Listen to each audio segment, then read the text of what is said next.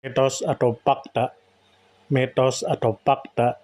Selamat datang di Mitos atau Fakta. Silakan komen. Bismillahirrahmanirrahim. Allahumma sholli ala sayyidina Muhammad wa ala ali sayyidina Muhammad. Bertemu lagi dengan kita semua. Mohon maaf jika ada salah. Kami akan menemani waktu Anda beberapa menit ke depan. Sebelumnya, mohon maaf, tidak ada maksud untuk menggurui. Ilmu laduni dan terbukanya hijab atau kasyaf tentu saja tidak sedikit di dunia ini yang sangat banyak orang yang menginginkannya. Ada banyak orang yang menginginkan ilmu laduni dan ilmu kekasyafan ini. Tapi salah satu guru kami pernah berkata bahwa kekasyafan ini adalah aib. Kenapa aib? Karena dengan terbukanya dinding atau kasyaf itu bisa melihat aurat orang lain. Nah, jadi menurut guru kami jangan hanya terhenti di kedudukan kasyaf saja, karena itu adalah aib. Memang banyak orang yang menginginkannya. Adapun saya pribadi tidak menginginkannya. Lalu kita masuk.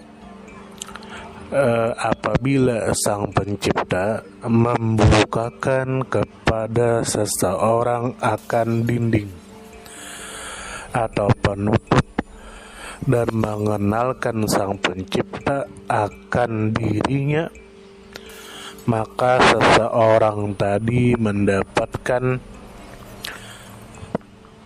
pengenalan yang sebenar-benarnya. Itulah pemberian dari Sang Pencipta yang besar sekali. Ada dalil yang mengatakan, yang artinya aku mendapatkan pengenalan kepada Tuhanku dengan pemberian Tuhanku.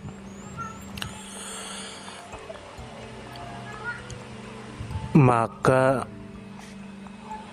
beroleh kemenangan maka dia memperoleh kemenangan dan tidak merasakan sedih dan duka cita.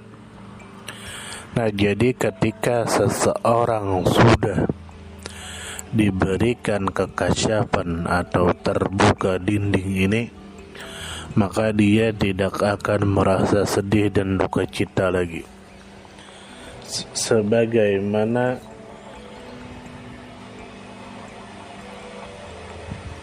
firman Sang Pencipta di dalam surah Yunus ayat 62 yang artinya, ketahuilah olehmu sesungguhnya kekasih Sang Pencipta tidak ketakutan atas mereka dan tidaklah mereka bersedih. Dan mereka diberi Sang Pencipta sebuah kemuliaan, atau orang Indonesia menyebutnya dengan karomah. Lautan dan daratan dan bumi bagi mereka hanya satu langkah. Apa yang dikehendaki mereka maka dikabulkan, diberikan oleh Sang Pencipta. Manusia dan jin dan binatang tunduk kepada mereka. Tanah dan batu terkadang menjadi emas kepada mereka. Seperti cerita Ibrahim bin Adham. Mereka tidak melayani kepada ciptaan Tuhan, tetapi ciptaan Tuhan yang melayani kepada mereka, yaitu kekasih Sang Pencipta atau wali. Dan lagi pula yang pendapat bisa dipegang menurut ahli tasawuf bahwa untuk mendapatkan kedudukan terbukanya dinding atau penutup seperti wali Sang Pencipta tersebut di atas boleh dengan usaha ikhtiar, seperti perkataan Muhammad bin Abdul Karim As-Samman yang artinya bermula memperoleh makam wilayah dapat diperoleh pada kebaikannya dengan mengerjakan rukun-rukun yang 4.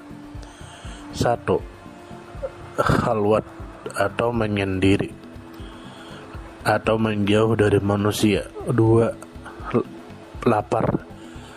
3. Diam. 4. Bangun beribadah di waktu malam. Walaupun ada juga yang mendapatkannya dengan tidak seperti itu, tetapi itu sangat jarang. Nah, lalu ada dalil yang mengatakan yang artinya bermula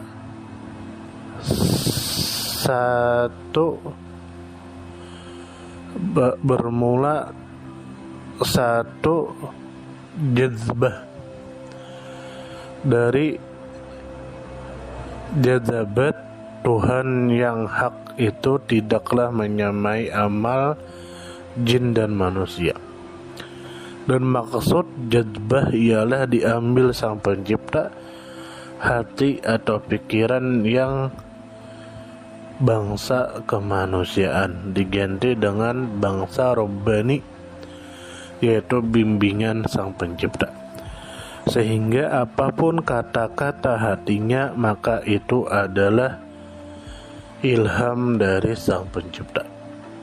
Dan dikatakan juga bahwa orang tersebut diberi Sang Pencipta akan ilmu laduni atau terbuka dinding atau hijab, sehingga mereka melihat yang jauh sama dengan yang dekat, seperti firman Sang Pencipta di dalam surah Al-Baqarah yang artinya, takwalah kamu kepada Sang Pencipta, niscaya Sang Pencipta akan memberi kamu akan ilmu laduni. Maksud ilmu laduni ialah Sang Pencipta memberikan ilmu pada rahasia hati dengan tanpa belajar dan bertanya kepada makhluk. Dan dalil ada yang mengatakan yang artinya, barang siapa mengamalkan ilmu yang diketahuinya, niscaya Sang Pencipta berikan ilmu yang tidak diketahuinya, yakni ilmu laduni. Nah, jadi kesimpulan dari yang kita baca adalah seseorang itu bisa menjadi kekasih Sang Pencipta dengan 1. Menjauh dari manusia, artinya tidak melakukan dosa kepada makhluk Tuhan. Yang kedua, lapar, maksudnya adalah tidak makan sampai kenyang apalagi berlebihan. Yang ketiga, diam. Maksud diam ini adalah tidak membicarakan hal-hal yang tidak bermanfaat. Yang terakhir adalah beribadah di waktu malam. Dan jika seseorang melakukan yang 4 ini, maka dia bisa menjadi kekasih Sang Pencipta.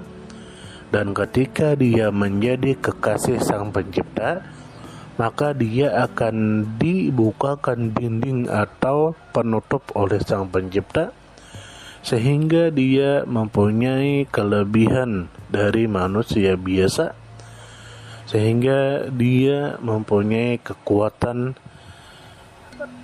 seperti bisa terbang, bisa berjalan di atas air, bisa berpindah tempat, teleportasi, dan lain sebagainya. Semua bisa terjadi, dan semua ini dilakukan dengan usaha, yang mana usaha itu harus dilakukan dengan takwa, melaksanakan perintah Sang Pencipta dan menjauhi larangan Sang Pencipta. Tapi ada juga orang yang tidak melalui semua itu, tapi itu sangat jarang sekali. Nah, mohon maaf jika ada salah. Salam damai.